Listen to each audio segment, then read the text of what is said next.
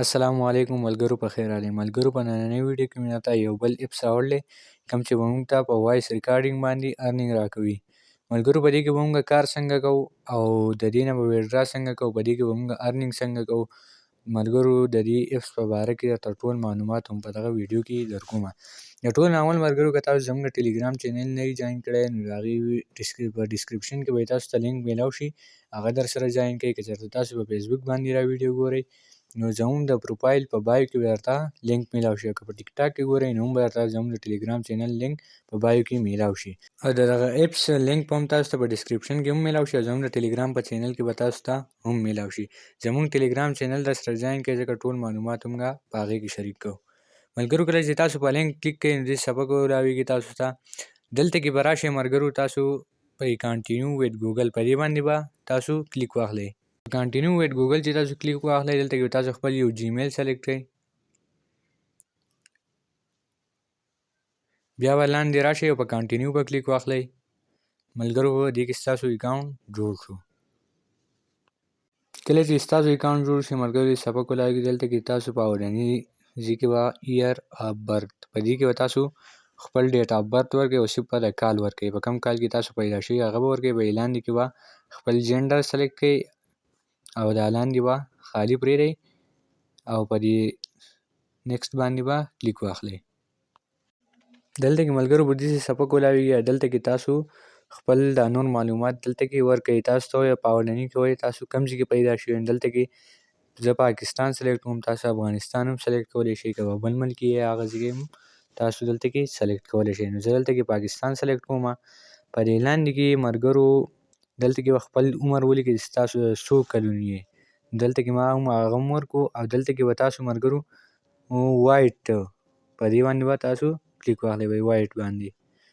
او بیا به لینګویج چې تاسو دلته کې په لینګویج کې به تاسو په پښتو هم ورکولی، پښتو به دلته کې دغه کوئ او اردو به هم دلته کې موږ دغه کوو ځکه موږ له اردو هم راځي نو اردو به موږ هم دلته کې ایډ کوو. دلته کې به ملګرو اولنۍ کومه ژبه چې تاسو له صحیح راځي هغه به تاسو نیټیو به دلته کې تاسو سلیکټ کړئ. د هر څه ورکولو نه وروسته ملګرو تاسو به دلته کې راشئ او په دې نیکسټ باندې به تاسو دلته کې کلیک واخلئ. دلته کې داسې سبق ولاړوي کمپلیټ سیټ اپ، دلته کې ملګرو تاسو په دې باندې به دلته کې کلیک واخلئ. کله چې تاسو کلیک واخلئ ملګرو دلته کې ستاسو اکاونټ مکمل جوړ شو. دلته کې به څنګه ارنینګ څنګه کوو، وایس به څنګه ریکارډینګ کوو. دلته کې ملګرو برابر په 3 لاین باندې کلیک کوئ، دلته کې به کلیک کوئ په ټرین اے آی، په دې باندې به موږ کلیک واخلو. دلته کې موږ اوس وایس ریکارډ کوو. وایس ریکارډینګ لپاره ملګرو دلته کې به کته تاسو ته لیکلي آیا تاسو چوپتیا خوښوئ. نو ملګرو له دې جواب به ورته موږ دلته کې په وایس کې ورکوو. وایس کې به موږ څنګه ورکوو، په دغه باندې مایک باندې به کلیک کوو. دلته کې به موږ ته الاو مایکروفون په دې باندې به کلیک کړو او دلته به ورته موږ پرمیشن ورکړو. ملګرو دلته زما نه کولاوي ځکه زما سکرین ریکارډینګ روان دی نو دلته کې ماته نه کولاوي، تاسو ته به کولاویږي ځکه چې تاسو په هغه ټایم کې ریکارډینګ نه کوئ. که تاسو ته نه کولاوي دلته به په کروم براوزر باندې ګوته ټینګه کړئ او دلته کې به دلته کې به راشئ او پرمیشن باندې به کلیک کړئ او دلته کې به ورته غونډ پرمیشن الاو کوئ. دا به تاسو ته دلته کې صحیح شي. بیا چې تاسو لاړ شئ بیا به کولاویږي انشاءالله. ملګرو واپس راځم. کله چې واپس رالم ملګرو دا خو زما اوس ریکارډینګ نه کېږي، خو تاسو به دغه شانتې د دې جواب ورکوئ.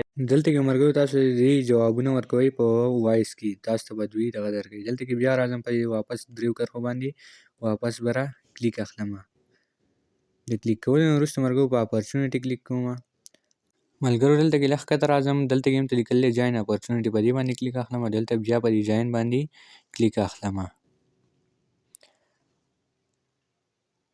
د کلیک کولو نه وروسته ملګرو زموږ دا اوس به موږ دلته کې وایس ریکارډ کوو او هغې باندې به موږ ته ارنینګ میلاویږي. دلته کې تاسو ته لیکلي دي چې تاسو د یوې ګنټې د $10 پورې دلته کې هم تاسو ګټلی شئ.